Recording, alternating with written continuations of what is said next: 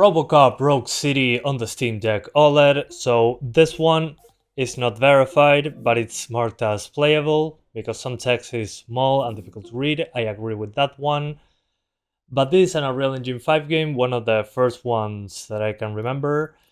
And there is quite a few options in the menu. First of all, I highly recommend 1152 by 720 instead of 800p.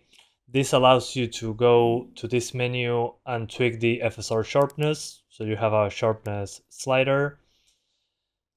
Then when it comes to upscaling, there is quite a few options. You got TSR, FSR3, XeSS, and disabled. Personally, I think TSR looks the best. FSR3 looks a little bit too chunky. And there's also frame gem, but we're going to talk about that later. 60% TSR in comparison to the LCD. I'm using 60 over the 50% resolution thing, which doesn't seem like a lot, but that's about it. Then when it comes to graphic settings, something like this. Now you can actually use screen space reflections instead of lumen reflections, which is something that when the game came out didn't happen. And well, what to say, this is in my opinion more of a 30 FPS game for the Steam Deck, even the OLED. Especially when there is a lot of combat, you're going to see drops. Oh, he's dead. So this is heavy combat, this is as bad as it can get. As you can see, it can drop pretty damn low into the upper 20s. But again, I have a machine gun in front of me, quite a few enemies shooting me. Well,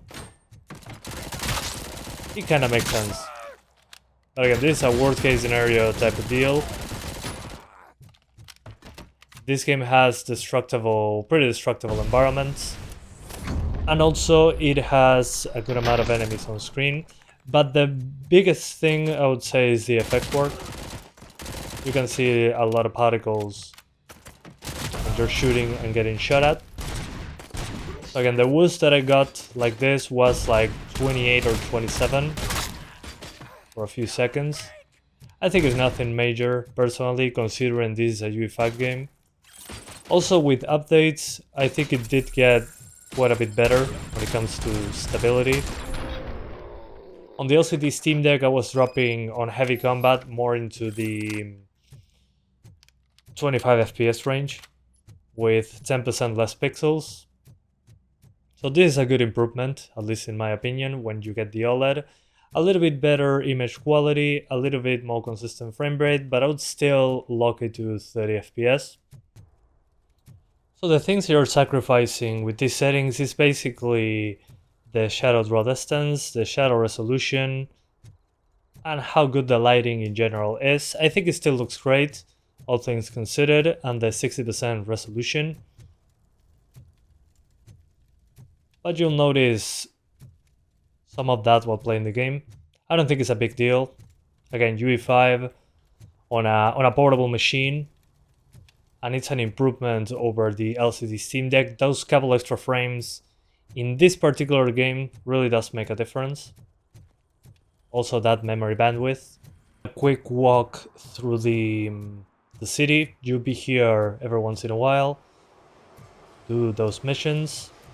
Actually, now that I'm seeing, it doesn't kill lumen completely by using SSR. And you'll see some traversal stutter, but I think this is one of the big improvements over SteamOS 3.5, now that we have 3.6 on the stable branch. It works better under memory constraint limitations. We're basically using all the RAM. Remember that we have 16 gigabytes of RAM, and that is shared between the system and the VRAM. So yeah, all things considered, this is pretty good. Also, this part drops because we got those dynamic lights on the cop car that produce shadows. That's pretty cool. But again, as you can see right now, this is a 30 FPS game, definitely. So let's lock it to 30. Alright, so now to stress test it a little bit further, we're going to do another heavy combat scenario. And yeah, it seems to be 2.5 to 3 hours of battery. And let's see how it holds up. It's Robocop! Surrender your weapons. And again, I call this a stress test because there will be a lot of particles. The frame times suffer a little bit. But again, this is a UE5 game running at 60% resolution. I think on the smaller screen it holds up pretty well. Again, obviously not the best way to play the game. If you have a computer, you're definitely going to have a way better experience if you have a, better said, a good enough computer. But UE5 with this cool graphics at 30 FPS on handheld with an OLED screen, I think they did a great job with the updates, because this was running way worse, sacrificing the graphics way more than right now. But this game can get pretty intensive, again, on gunfights such as this one. As you can see, even the enemies produce, when they are attacking you, can destroy parts of the environment.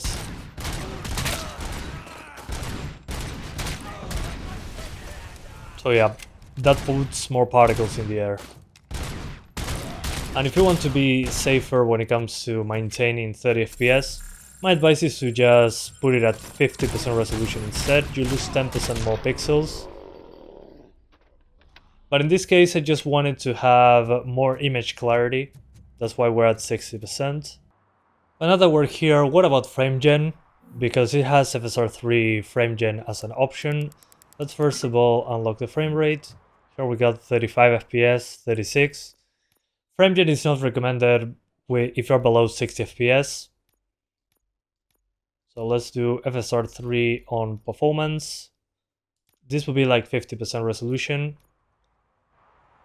Again, I think FSR3, yeah, it looks horrible with FSR3. As you can see, the ground reflections get super chunky. Yeah, moving the camera on FSR3 looks bad. Just on the get-go, I wouldn't really recommend FSR3. And if we enable frame gen, it requires a restart. Okay, I restarted the game and we're back here. Now, as you can see, the frame rate jumped from the mid-30s to the low 50s. But man, FSR3 looks horrible in this game. I mean, just look at those ground reflections when I move the camera. Also, bad frame times. And it just feels with a lot more latency than normal. So, yeah, I wouldn't recommend frame gen on this one. It works, but with the base frame rate being so low, it's not worth it in my opinion. Yeah, it's pretty bad. Including where I recommend this game on Steam Deck, on the OLED actually is pretty superior to the LCD one. On the LCD you can get 30s like this with a lower resolution, 50% TSR instead of 60%, like we're doing here. Colors are obviously superior, but when it's on the difficult parts to render, lots of combat and all that, as bad as it gets is 27 FPS on the OLED. On the LCD it can drop into 25, 23 and stay there more often, so definitely the extra memory bandwidth helps a lot on the OLED.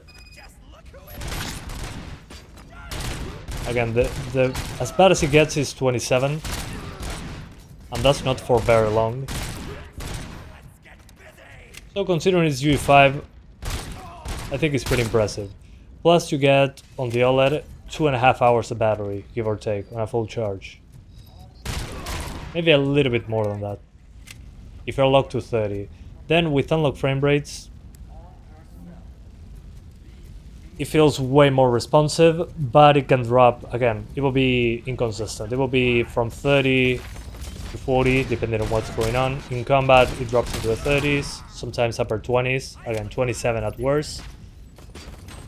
And in good times, such as here, you'll be getting into the 40s. So again, all things considered, considering it's UE5, I'm pretty impressed. The patches really helped this one. And while it's not a AAA game, it's one of my favorite games of last year, I think it was. I played this from beginning to end, then they added New Game Plus and cloud saves. So I'm playing this on my PC, but now I can actually play it on the Steam Deck more comfortably. 60% resolution looks way better than 50%, obviously, but on the smaller screen, it really, those 10% pixels really do make a difference. So yeah, that's it for now. I hope you guys enjoyed my revisited of Robocop Rogue City. I highly recommend it if you like action games. You have a lot of good stuff, a lot of gore as well, and a very interesting story with cheesy dialogue like in the original movies. So again, AA game. But that's it for now. Thank you so much for watching, and I'll see ya next time. Bye guys.